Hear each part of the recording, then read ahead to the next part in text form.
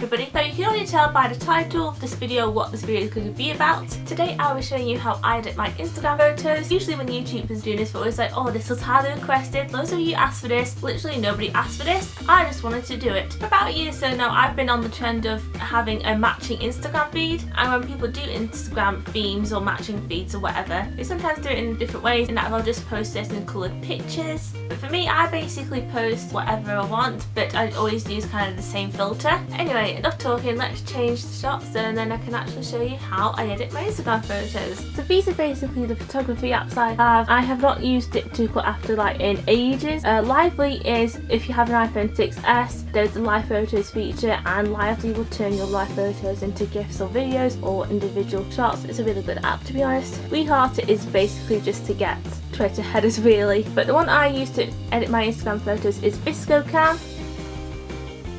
So yeah, I've recently had an update, so the grid format isn't exactly the same, and I like the grid format because it means that you could easily see how like photos would match within your Instagram feed, because obviously your Instagram feed is the grid style. But to be honest, this is still pretty much fine. I'm going to scroll back a bit and show you what my previous like themes were. And when I basically started to do a proper matching Instagram feed or whatever, I used the filter F2, and then I added a considerable amount of fade to it. So I always like to have fade on photos, to be honest. Yeah, all this is with F2, and I think I did about +9 fade on it. Then from here I kind of mixed it up a bit, and I started to do a mix between the filter T1 and P5. P5 is kind of like the bluish one, like this one for example, and for this one I use T1. I'm zooming in a bit more so you can see a bit better. This is an example of photo with F2 and +9 fade. Yeah, all of this was mixture between T1 and P5. Then from here I purely started to use T1, so photos like this and this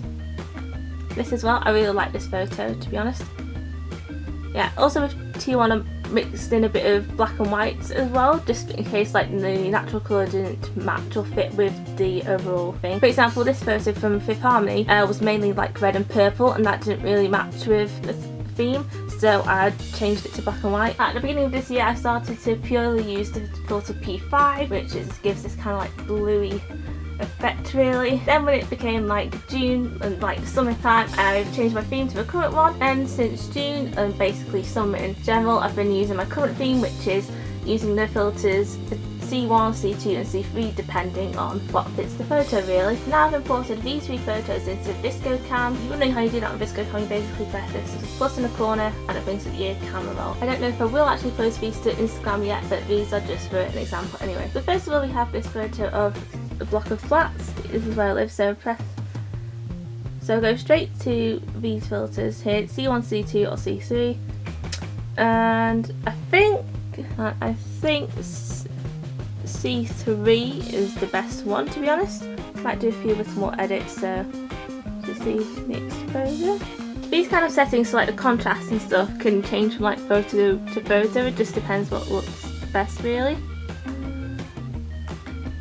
I think I like that with a bit of contrast, and again add a bit of fade to it. Yeah, that looks fine. There's one done. Then this next one, which is from my holiday in Greece back in June. So again, just going for C1, C2 or C3. Oh, I quite like that.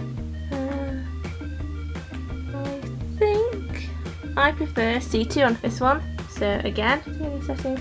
When I do edit settings, I mainly go for the exposure, contrast and the fade. This looks a bit better with more exposure, so go for that. Contrast. I think a bit more contrast, it matches with like the feed more. Will this see any fade? I think. Do like just one of fade really.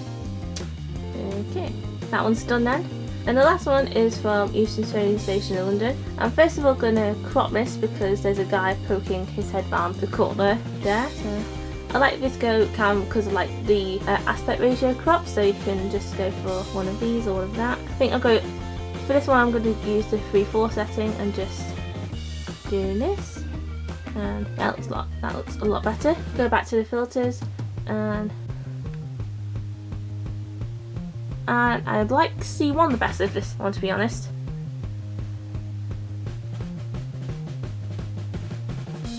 Like I said, there's no rhyme or reason for like the settings of exposure and contrast and stuff. It just depends what looks best with the photo.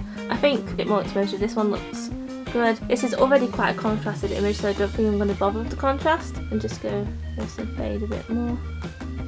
Yeah, it's a little bit blurry as well, so I'm going to try and sharpen it a bit. That looks better.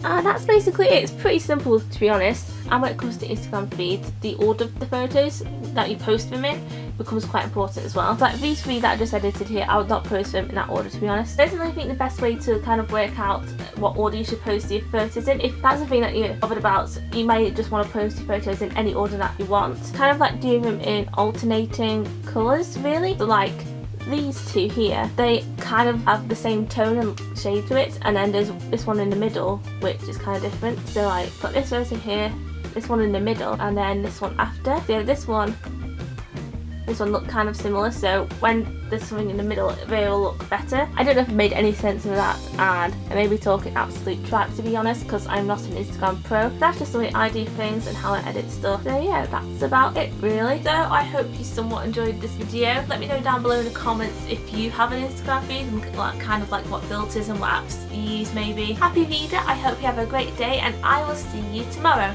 Bye!